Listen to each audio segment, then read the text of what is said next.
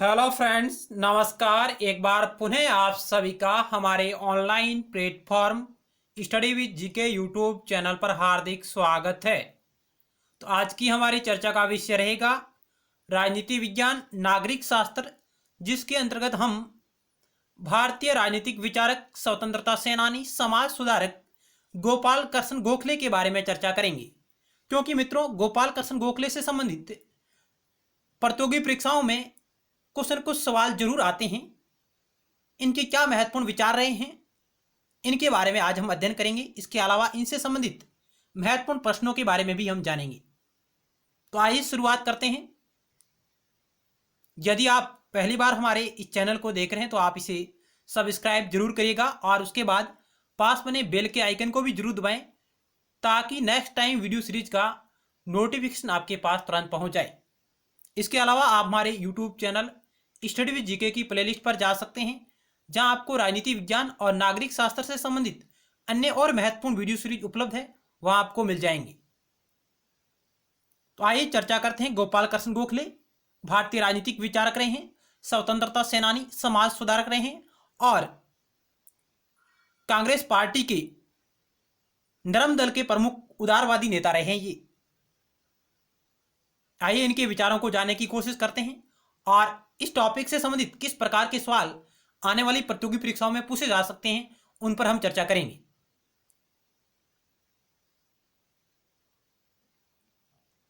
सबसे पहले हम किसी भी विचारक को पढ़ने से पहले उसके बारे में सामान्य जानकारी प्राप्त करेंगे।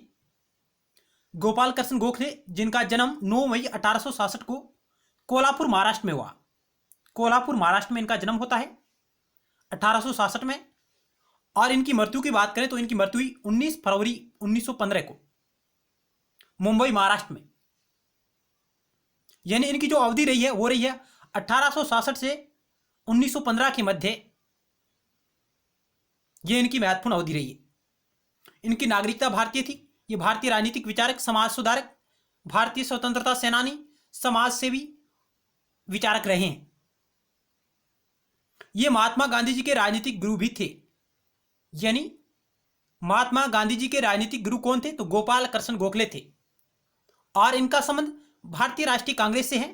भारतीय राष्ट्रीय कांग्रेस से इनका संबंध रहा है और इसके अंतर्गत ये उदारवादी नरम दल के प्रमुख नेता थे। उदारवादी नरम दल के प्रमुख नेता थे, जो संवैधानिक सुधारों के माध्यम से भारतीय स्वशासन की बात करते थे।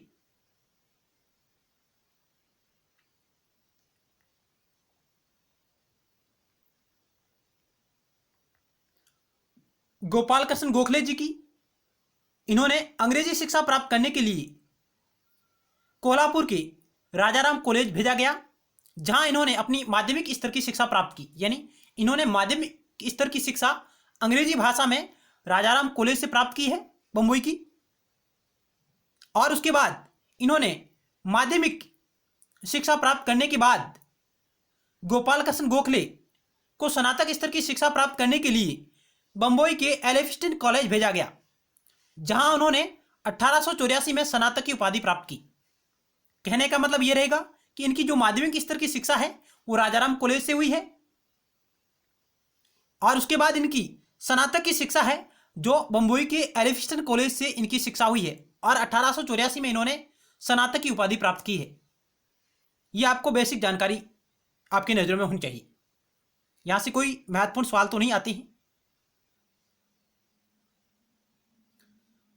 चलते हैं अगली स्लाइड की ओर। स्नातक की डिग्री प्राप्त कर गोपाल कृष्ण गोखले डेक्कन एजुकेशन सोसाइटी के सदस्य बने। यानी स्नातक की इन्होंने शिक्षा प्राप्त की और उसके बाद इन्होंने डेक्कन एजुकेशन सोसाइटी, दक्षिण एजुकेशन सोसाइटी के सदस्य बने। कब? 1886 में। बाद में ये महाराष्ट्र के सुकरात कहे जाने वाले गोविंद रनाडे के शिष्य बने। यानी महाराष्ट्र का सुकरात कहा जाता है किसे? महादेव गोविंद रनाडे को। महादेव गोविंद रनाडे को महाराष्ट्र का सुकरात कहा जाता है। इनके क्या ये शिष्य थे? कौन? गोपाल कृष्ण गोखले। तो हम कह सकते हैं कि महात्मा गांधी जी के गुरु कौन थे? तो गोपाल कृष्ण गोखले थे। और गोपाल कृष्ण गोखले के गुरु कौन थे? तो वो थे महादेव गोविंद रनाडे। एम गोविंद रनाडे है जो गोपाल कृष्ण गोखले के गुरु थे मित्रों। जिन्हें महाराष्ट्र का सुकरात भी कहा जाता है। शिक्षा पूरी करने के पश्चात गोपाल कृष्ण गोखले कुछ दिनों के लिए न्यू इंग्लिश हाई स्कूल में अध्यापक रहे। न्यू इंग्लिश हाई स्कूल में अध्यापक रहे और उसके बाद ये पूना के प्रसिद्ध फर्ग्यूसन कॉलेज में इतिहास और अर्थशास्त्र के प्राध्यापक नियुक्त हुए। यानी इन्होंने अपना जो शुरुआती कार्य है वो एक शिक्षक के रूप में इन्होंने अपना कार्य किया है। तो ये न्यू इंग्लिश स्कूल में वहां अध्यापक रहते हैं। उसके बाद ये पूना के प्रसिद्ध फर्ग्यूसन कॉलेज में इतिहास और अर्थशास्त्र के प्राध्यापक बने और इन्होंने अंग्रेजी विषय में ही शिक्षा प्राप्त की थी, तो अंग्रेजी के भी ये अध्यापक रहे हैं गोपाल कृष्ण गोखले। तो यहां सबसे महत्वपूर्ण बात यह है कि ये डेक्कन एजुकेशन सोसाइटी के सदस्य बने कब? 1886 में। और उसके बाद ये महाराष्ट्र के सुकरात कहे जाने वाले गोविंद रनाडे के शिष्य थे। तो गोपाल कृष्ण गोखले का गुरु कौन था?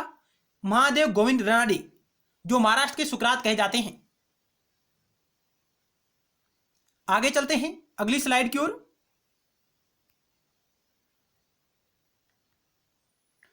गोपाल कृष्ण गोखले, जिनकी यह समयावधि रही है 1866 से 1915, भारत के स्वतंत्रता सेनानी, समाजसेवी, विचारक और सुधारक थे। महादेव गोविंद रनाडे के शिष्य गोपाल कृष्ण गोखले को वित्तीय मामलों की अद्वितीय समझ और उस पर आधिकारिक पूर्वक बहस करने की क्षमता से इन्हें भारत का ग्लैडस्टोन भी कहा जाता है मित्रों। यानी महादेव गोविंद रनाडे के शिष्य गोपाल कृष्ण गोखले को वित्तीय मामलों की अद्वितीय समझ और उस पर आधिकारिक पूर्वक बहस करने की क्षमता से उन्हें भारत का ग्लैडस्टोन भी कहा जाता है। किसको? गोपाल कृष्ण गोखले को भारत का ग्लैडस्टोन भी कहा जाता है। वे भारतीय राष्ट्रीय कांग्रेस में सबसे प्रसिद्ध नरमपंथी थे। यानी भारतीय राष्ट्रीय कांग्रेस के जो नेता थे उनमें ये नरम दल के प्रमुख नेता माने जाते हैं। उदारवादी नरम दल के प्रमुख नेता थे जो संवैधानिक सुधारों के माध्यम से शासन की मांग करते थे, कार्मिक सुधारों के माध्यम से। आगे चलते हैं।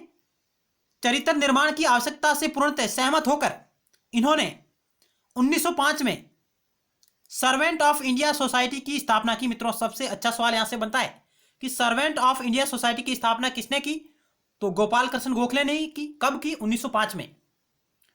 इसकी स्थापना की ताकि नौजवानों को सार्वजनिक जीवन के लिए प्रशिक्षित किया जा सके। यानी शिक्षा हेतु, शैक्षिक सुधारों हेतु इन्होंने सर्वेंट ऑफ इंडिया सोसाइटी की स्थापना की थी 1905 में। नौजवानों को सार्वजनिक जीवन के लिए प्रशिक्षित किया जा सके, उन्हें ट्रेनिंग दी जा सके, उसके लिए। तो इन्हें भारत का ग्लैडस्टोन भी कहा जाता है। इन्होंने सर्वेंट ऑफ इंडिया सोसाइटी की स्थापना की 1905 में। कहां पर की? बंबई में।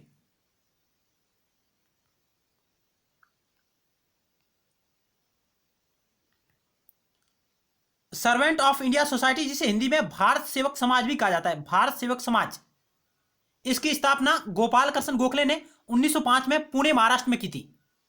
पुणे महाराष्ट्र में की थी इसकी स्थापना। इसका उद्देश्य था नौजवानों को सार्वजनिक जीवन के लिए प्रशिक्षित करना, यानी उन्हें ट्रेनिंग देना। इस सोसाइटी के सदस्य आजीवन देश की सेवा करने का वचन लेते थे। यानी सर्वेंट ऑफ इंडिया सोसाइटी है, इसके सदस्य आजीवन देश के लिए सेवा करने का वचन लेते थे। आगे सर्वेंट ऑफ इंडिया सोसाइटी जो इसके सदस्य थे उनके परिवार के भरण पोषण के लिए 100 रुपये की प्रतिमाह राशि भी अदा करती थी। Servant of India society, Bharat सेवक समाज, जिसकी स्थापना 1905 में गोपाल कृष्ण गोखले के प्रयासों से हुई। कहां पर? पुणे महाराष्ट्र में इसकी स्थापना हुई। इसका उद्देश्य सार्वजनिक जीवन के लिए उनको शिक्षा प्रदान करना, नौजवानों को शिक्षा देने के लिए इस संस्था की स्थापना की गई थी मित्रों। तो ये महत्वपूर्ण फैक्ट आप नोट करिएगा। चलते हैं अगली स्लाइड की ओर।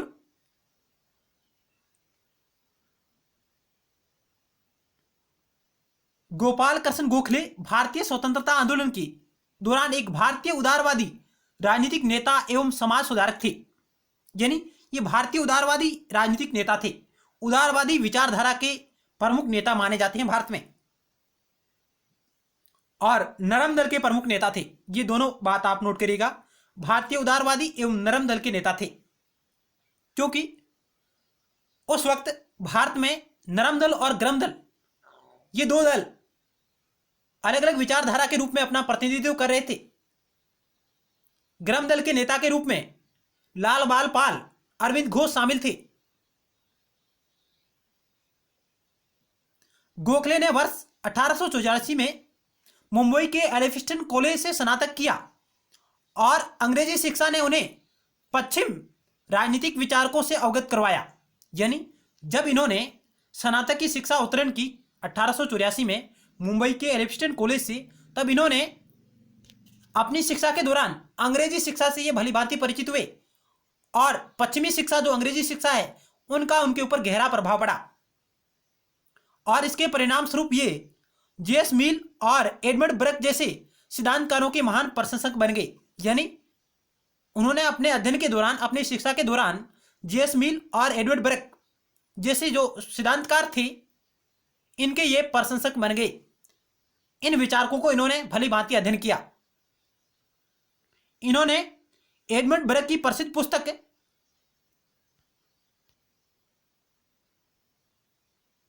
Refraction of the French revolution, Edmund Burke की प्रसिद्ध पुस्तक जिसका नाम है reflection of the French revolution, इस पुस्तक को इन्होंने कंठस्थ याद कर लिया था मित्रों। आप एडमंड बर्क की प्रसिद्ध पुस्तक है जिसका नाम सुनिएगा, reflections of the French revolution. इस पुस्तक को गोपाल कृष्ण गोखले ने कंठस्थ याद कर लिया था और इस पुस्तक का प्रभाव इनके जीवन के ऊपर भली भांति पड़ा है। आगे चलते हैं अगली स्लाइड की ओर।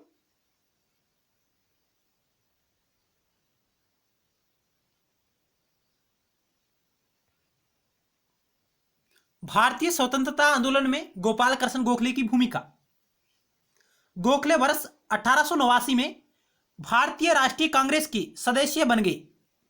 यानी 1889 में भारतीय राष्ट्रीय कांग्रेस के सदस्य बने।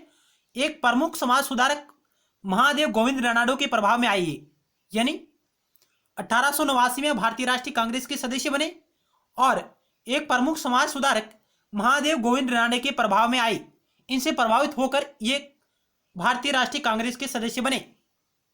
वर्ष 1905 में भारतीय राष्ट्रीय कांग्रेस के बनारस अधिवेशन के लिए गोखले को अध्यक्ष पद के लिए चुना गया। तो इन्होंने बनारस कांग्रेस के अधिवेशन की अध्यक्षता की। गोपाल कृष्ण गोखले को 1905 में भारतीय राष्ट्रीय कांग्रेस के बनारस अधिवेशन के लिए गोखले को अध्यक्ष पद के लिए चुना गया। यह वह समय था जब लाला लाजपत राय, बाल गंगाधर तिलक के नेतृत्व में नरमपंथियों और अतिवादियों के समूह के बीच मतभेद पैदा हो गए थे। यानी एक तरफ गरम दल के प्रमुख नेता और एक तरफ नरम दल के प्रमुख नेता थे, जिनमें नरम दल के नेताओं में गोपाल कृष्ण गोखले का नाम प्रमुख रूप से लिया जाता है और जो गरम दल के नेता थे लाला लाजपत राय, बाल गंगाधर तिलक, विपिन चंद्र पाल, अरविंद घोष, इनके मध्य मतभेद उत्पन्न हो गए थे मित्रों। वर्ष 1907 में आगे जाकर कांग्रेस का सूरत अधिवेशन हुआ और जिसमें कांग्रेस का विभाजन दो गुटों में हो गया। नरम दल और गरम दल के रूप में कांग्रेस का विभाजन हो गया सूरत अधिवेशन में 1907 में, जिसकी अध्यक्षता रास बिहारी घोष ने की थी। सूरत अधिवेशन 1907 में हुआ जिसकी अध्यक्षता रास बिहारी घोष ने की थी और इसमें कांग्रेस का विभाजन गरम दल और नरम दल के रूप में हो गया। आप इस स्लाइड को, वीडियो को रोककर आसानी से पढ़ सकते हैं। चलते हैं अगली स्लाइड की ओर। इसके बाद आगे 1899 से 1902 के दौरान वे बॉम्बे विधान परिषद के सदस्य थे। यानी इन्हें बॉम्बे विधान परिषद का सदस्य चुना गया गोपाल कृष्ण गोखले को। आगे इन्होंने 1902 से 1915 तक गवर्नर जनरल की इंपीरियल लेजिस्लेटिव काउंसिल में इन्होंने कार्य किया। इंपीरियल लेजिस्लेटिव काउंसिल में इन्होंने कार्य किया 1902 से 1915 तक। 1915 के अंत में इनकी मृत्यु हो जाती है। गोखले ने वर्ष 1909 की मार्ली मिंटो सुधार को तैयार करने में महत्वपूर्ण भूमिका निभाई। यानी 1909 का जो मार्ली मिंटो सुधार एक्ट आया जिसमें इनकी महत्वपूर्ण भूमिका रही थी। मिंटो, जिन्हें भारत के सांप्रदायिक निर्वाचन का जनक भी कहा जाता है, मिंटो को भारत में सांप्रदायिक निर्वाचन का जनक भी कहा जाता है, क्योंकि मार्ले मिंटो सुधार एक्ट 1909 के तहत मुस्लिम संप्रदाय को अलग निर्वाचन का अधिकार दिया गया। आगे, गोपाल कृष्ण गोखले एक उदार राष्ट्रवादी के रूप में वे महात्मा गांधी जी के राजनीतिक गुरु थे। गोपाल कृष्ण गोखले महात्मा गांधी जी के राजनीतिक गुरु थे। महात्मा गांधी जी ने गोपाल कृष्ण गोखले पर गुजराती भाषा में एक पुस्तक लिखी, धर्मात्मा गोखले। यानी महात्मा गांधी जी ने गोपाल कृष्ण गोखले पर गुजराती भाषा में एक पुस्तक की रचना की जिसका नाम है धर्मात्मा गोखले। तो ये भी आप फैक्ट नोट करिएगा कि धर्मात्मा गोखले पुस्तक किसने लिखी? महात्मा गांधी जी ने लिखी थी, क्योंकि महात्मा गांधी जी के गुरु है जो गोपाल कृष्ण गोखले थे, उनसे प्रभावित होकर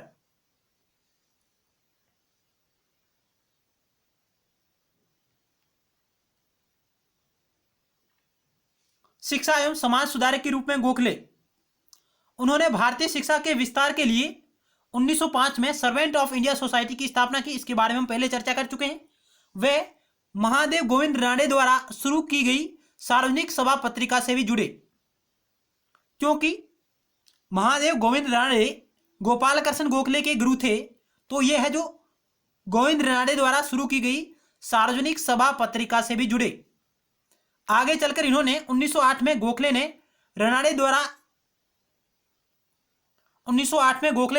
रनाडे इंस्टीट्यूट ऑफ इकोनॉमिक्स की स्थापना की।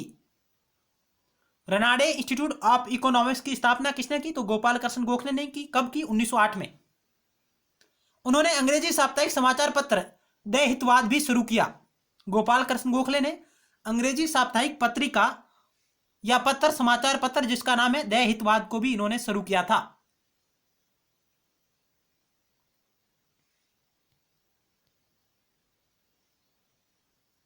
तो आप यहां महत्वपूर्ण पॉइंट को नोट कर सकते हैं। 1908 में इन्होंने रनाडे इंस्टीट्यूट ऑफ इकोनॉमिक्स की स्थापना की। द हितवाद नामक अंग्रेजी साप्ताहिक समाचार पत्र की इन्होंने शुरुआत की और सर्वेंट ऑफ इंडिया सोसाइटी की स्थापना 1905 में की भारतीय शिक्षा के विस्तार हेतु। आगे चलते हैं। गोखले की विचारधारा सामाजिक सशक्तिकरण, शिक्षा के विस्तार को बढ़ावा देने तथा भारतीय स्वतंत्रता संघर्ष के लिए प्रतिक्रियावादी या क्रांतिकारी तरीकों के इस्तेमाल को खारिज करने पर आधारित थी। यानी ये एक तरफ सामाजिक सुधार, सशक्तिकरण और शिक्षा के विस्तार को बढ़ावा दे रहे थे, और दूसरी तरफ इन्होंने भारतीय स्वतंत्रता आंदोलन के दौरान जो क्रांतिकारी उग्रवादी थे, जो विचारधारा थी, उन्हें इन्होंने खारिज किया, क्योंकि ये संवैधानिक सुधारों के रूप में कार्मिक सुधारों के माध्यम से भारतीय स्वशासन चाहते थे।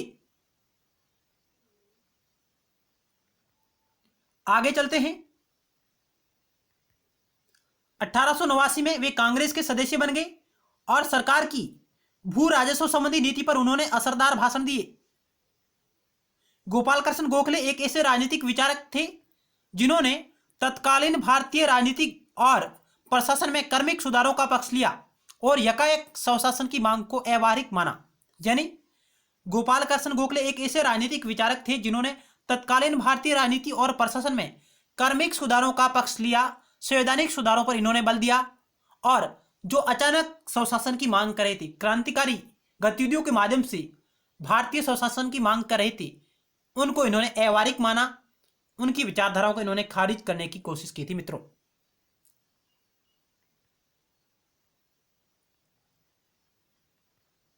पूना कांग्रेस के अधिवेशन में उनका कहना था कि अच्छे या बुरे हेतु हमारा भविष्य, हमारी आकांक्षाएं ब्रिटेन के साथ जुड़ गई हैं और कांग्रेस उन्मुक्त रूप से स्वीकार करती है कि हम जिस प्रगति की इच्छा रखते हैं वह ब्रिटिश शासन की सीमाओं में ही है। पूना कांग्रेस अधिवेशन में उन्होंने एक विचार दिया कि अच्छे या बुरे हेतु हमारा भविष्य और हमारी आकांक्षाएं ब्रिटेन के साथ जुड़ी गई हैं और कांग्रेस उन्मुक्त रूप से स्वीकार करती है कि हम जिस प्रगति की इच्छा रखते हैं वह ब्रिटिश शासन की सीमाओं में ही संपन्न हो सकती है। ये विचार इन्होंने दिए थे पूना कांग्रेस अधिवेशन में।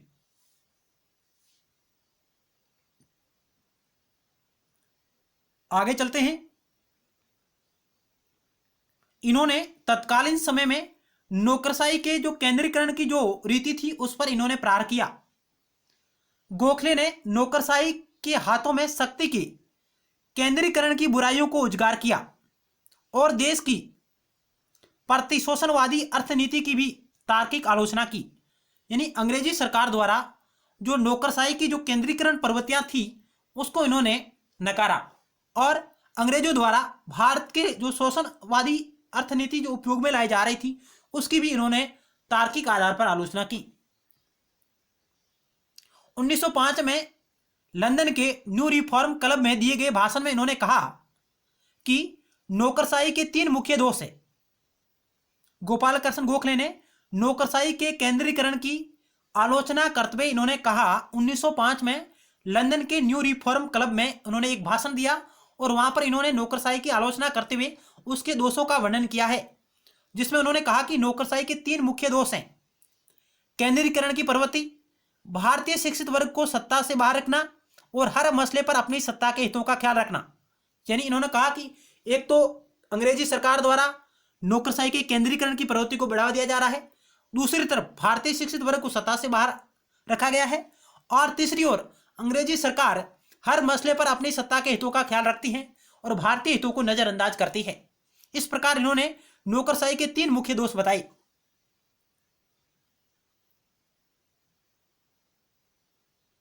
आगे चलते हैं।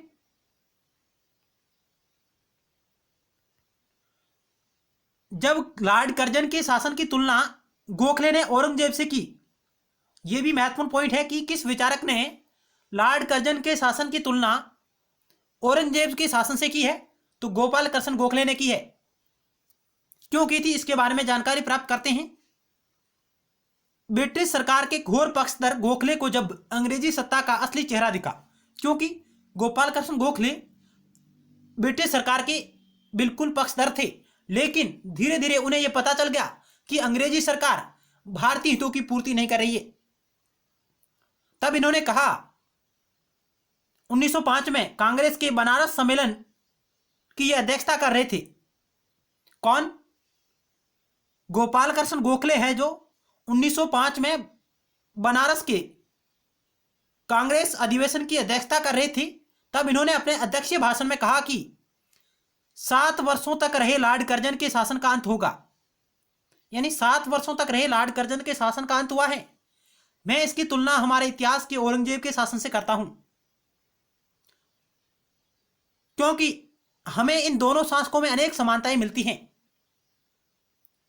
तो यहां सबसे महत्वपूर्ण पॉइंट यह निकल कर आता है कि गोपाल कृष्ण गोखले ने बनारस के 1905 में बनारस में कांग्रेस की अध्यक्षता करते हुए कहा कि 7 वर्षों तक रहे लॉर्ड कर्जन के शासन का अंत हुआ है।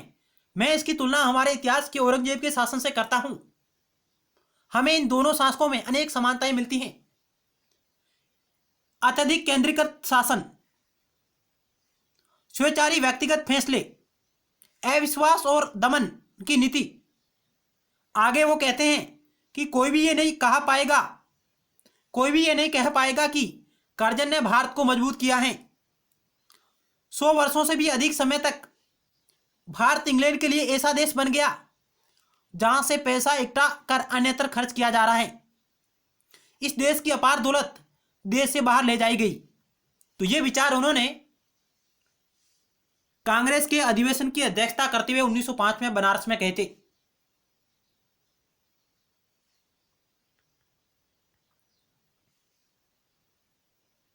आप इस स्लाइड को, वीडियो को रोककर आसानी से पढ़ सकते हैं। इस बात को आप जरूर नोट कीजिएगा कि किस भारतीय विचारक ने लॉर्ड कर्जन के शासन की तुलना औरंगजेब के शासन से की थी, तो उत्तर होगा गोपाल कृष्ण गोखले।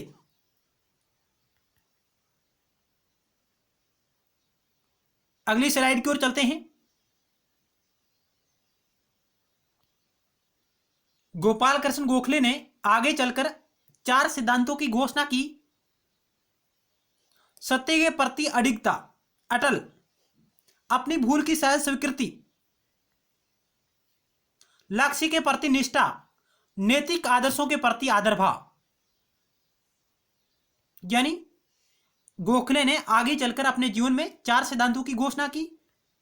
सत्य के प्रति अटल रहना, अडिग रहना, अपनी भूल की सहज स्वीकृति, लक्ष्य के प्रति निष्ठा, नैतिक आदर्शों के प्रति आदर भाव। क्योंकि गोपाल कृष्ण गोखले ने राजनीति और नैतिकता में कोई भेद नहीं किया है। गोपाल कृष्ण गोखले राजनीति का आध्यात्मिकरण करना चाहते थे। इन्होंने राजनीति और नैतिक को एक ही वस्तु माना है। इसलिए महात्मा गांधी जी ने गोपाल कृष्ण गोखले के विचारों को ग्रहण किया और गोपाल कृष्ण गोखले महात्मा गांधी जी के गुरु भी कहलाते हैं। आगे चलते हैं। Professor K L. कमल इनके बारे में कहा करते हैं, उन्होंने स्वदेशी को प्रोत्साहन देते हुए बताया कि यह देशभक्ति के साथ साथ एक आर्थिक आंदोलन भी है। यानी गोपाल कृष्ण गोखले के बारे में प्रोफेसर के.एल. कमल कहते हैं कि गोपाल कृष्ण गोखले ने स्वदेशी को प्रोत्साहन देते हुए बताया कि यह देशभक्ति के साथ साथ एक आर्थिक आंदोलन भी है। प्रोफेसर कमल उन्हें उदारवादियों का सिरमौर और भारत के संवैधानिक विकास का जनक मानते हैं। कौन मानते हैं? Professor K L. कमल गोपाल कृष्ण गोखले को उदारवादियों का सिरमौर और भारत के संवैधानिक विकास का जनक मानते हैं। वे कहते हैं कि उन्होंने कोई नया सिद्धांत नहीं दिया, बल्कि भारतीय परिवेश में पाश्चात्य राजनीतिक परंपरा के विलय की बात कही है। यानी गोपाल कृष्ण गोखले ने कोई नया सिद्धांत नहीं दिया है, बल्कि भारतीय परिवेश में पाश्चात्य राजनीतिक परंपरा के विलय की बात कही है। तो ये विचार गोपाल कृष्ण गोखले के बारे में किसने दिए हैं? Professor K L. कमल ने कहे हैं। अगली स्लाइड की ओर चलते हैं।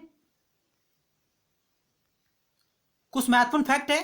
गोपाल कृष्ण गोखले पर गोविंद रानडे का प्रभाव था और गोपाल कृष्ण गोखले ने एक बार कहा था कि मैं रानडे साहब के साथ मिलकर गलत काम करके भी संतुष्ट हूं, पर उनसे अलग होकर मैं कोई काम नहीं करूंगा। किसने कहा? गोपाल कृष्ण गोखले ने कहा, क्योंकि गोपाल कृष्ण गोखले महादेव गोविंद रानडे के शिष्य थे और उनका प्रभाव इनके ऊपर रहा था। इसी से प्रभावित होकर गोपाल कृष्ण गोखले ने कहा कि मैं रानडे साहब के साथ मिलकर गलत काम करके भी संतुष्ट हूं, पर उनसे अलग होकर मैं कोई काम नहीं करूंगा। तो ये बात किसने कही? ये कथन है गोपाल कृष्ण गोखले का। आगे महात्मा गांधी जी अपनी किताब स्वराज में लिखते हैं, गोखले हर बात में रानडे का जिक्र ले आते हैं। यानी क्योंकि महात्मा गांधी जी के ऊपर भी प्रभाव गोपाल कृष्ण गोखले का रहा है, क्योंकि महात्मा गांधी जी के राजनीतिक गुरु थे गोपाल कृष्ण गोखले। इनसे प्रभावित होकर महात्मा गांधी जी ने अपनी किताब स्वराज में लिखा कि गोपाल कृष्ण गोखले हर बात में रानडे का जिक्र ले आते हैं, क्योंकि रानडे है जो गोपाल कृष्ण गोखले के राजनीतिक गुरु थे। तो ये कुछ महत्वपूर्ण बिंदु आपकी नजरों में रहने चाहिए। आगे पट्टाभी सीतारामैया ने इनके बारे में क्या कहा? पट्टाभी सीतारामैया कहते हैं कि गोखले विरोधियों को हराने में यकीन नहीं रखते, वे विरोधियों को जीतने में विश्वास करते हैं। यानी पट्टाभी सीतारामैया कहते हैं कि गोपाल कृष्ण गोखले विरोधियों को हराने में यकीन नहीं रखते थे, वे विरोधियों को जीतने में विश्वास रखते थे। तो ये कथन किसका है? तो पट्टाभी सीतारामैया का है, गोपाल कृष्ण गोखले के बारे में। आगे महत्वपूर्ण सवालों के बारे में चर्चा करते हैं। आइए, पहला सवाल आपकी स्क्रीन पर है, गोपाल कृष्ण गोखले के गुरु कौन थे? उनका क्या नाम है? तो उत्तर होगा ऑप्शन सी, महादेव गोविंद रानडे। महादेव गोविंद रानडे ये गोपाल कृष्ण गोखले के गुरु थे।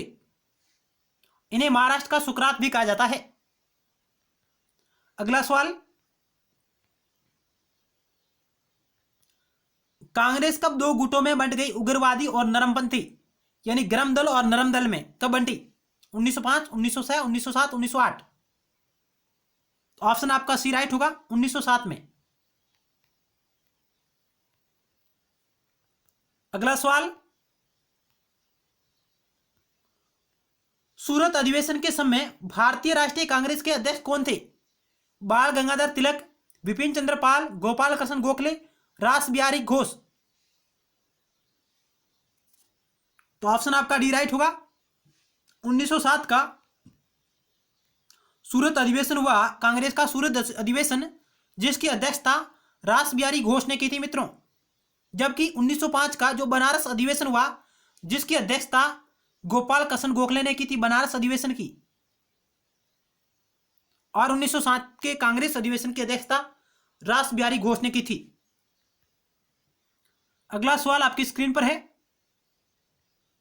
गोपाल कृष्ण गोखले कांग्रेस के किस अधिवेशन के अध्यक्ष चुने गए? गोपाल कृष्ण गोखले कांग्रेस के किस अधिवेशन के अध्यक्ष बने? बनारस अधिवेशन, मुंबई अधिवेशन, कोलकाता अधिवेशन और लाहौर अधिवेशन। तो उत्तर होगा बनारस अधिवेशन के, 1905 में बने थे। अगला सवाल,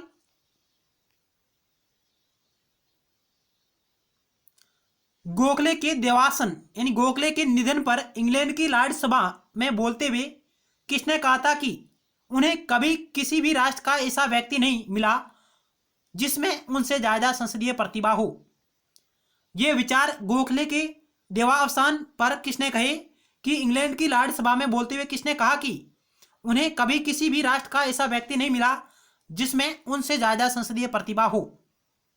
Lord William, Lord Ripon, Lord Curzon, Lord Cornwallis. तो इस सवाल का ऑप्शन सी राइट होगा। लॉर्ड कर्जन ने कहा था कि उनके निधन पर कहा कि इंग्लैंड की लॉर्ड सभा में बोलते हुए उन्हें कभी किसी भी राष्ट्र का ऐसा व्यक्ति नहीं मिला जिसमें गोपाल कृष्ण गोखले से ज्यादा संसदीय प्रतिभा हो, संसदीय निष्ठा हो। तो ये शब्द थे लॉर्ड कर्जन के। अगला सवाल 6 नंबर, गोखले ने भारत सेवक समाज की स्थापना कब की? 5 जून 1901 को, 10 जून 1903 को, 5 जून 1906 को, 12 जून 1905 को। गोपाल कृष्ण गोखले ने भारत सेवक समाज की स्थापना कब की? Servant of India society, servant of India society की स्थापना ऑप्शन डी राइट होगा, 12 जून 1905 को की थी, महाराष्ट्र में। अगला सवाल आपकी स्क्रीन पर है 7 नंबर, भारतीय राजनीति में गोखले के सबसे प्रमुख शिष्य कौन थे? जवाहरलाल नेहरू, महात्मा गांधी, भगत सिंह, सुभाष चंद्र बोस। भारतीय राजनीति में गोखले के सबसे प्रमुख शिष्य कौन थे? उत्तर होगा बी, महात्मा गांधी जी। अगला सवाल 8 नंबर, 1897 में वेल्बी कमीशन के समक्ष गवाही देने के लिए गोपाल कृष्ण गोखले कहां गए? इंग्लैंड, अमेरिका, फ्रांस, दक्षिण अफ्रीका। 1897 में वेल्बी कमीशन के समक्ष गवाही देने के लिए गोपाल कृष्ण गोखले कहां गए थे? इंग्लैंड, अमेरिका, फ्रांस, दक्षिणी अफ्रीका। ऑप्शन आपका एक राइट होगा, इंग्लैंड गए थे। अगला सवाल, वेल्बी आयोग के समक्ष अपनी गवाह में गोपाल कृष्ण गोखले ने निम्न बात का प्रतिपादन किया, यानी किस बात का इन्होंने प्रतिपादन किया था? ऑप्शन ए, भारत में वैश्विक मताधिकार को अपनाने की आवश्यकता पर बल दिया। ऑप्शन बी, भारत में प्रशासन का पूर्णतः विकेंद्रीकरण। ऑप्शन सी, भारत में आर्थिक व वित्तीय सुधारों की आवश्यकता। भारत में राजनीतिक सुधारों की आवश्यकता। क्या होगा इस 9 नंबर सवाल का राइट आंसर?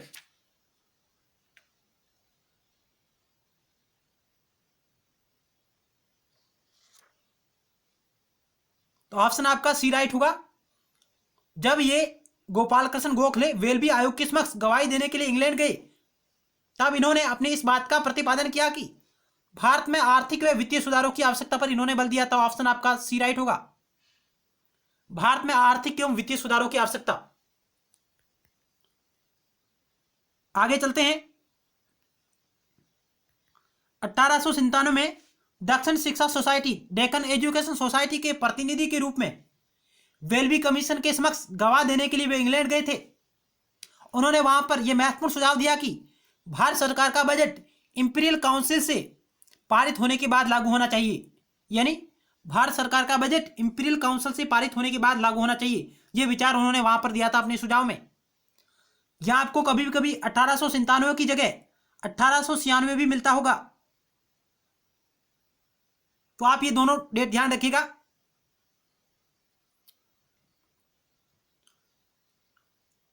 आगे चलते हैं।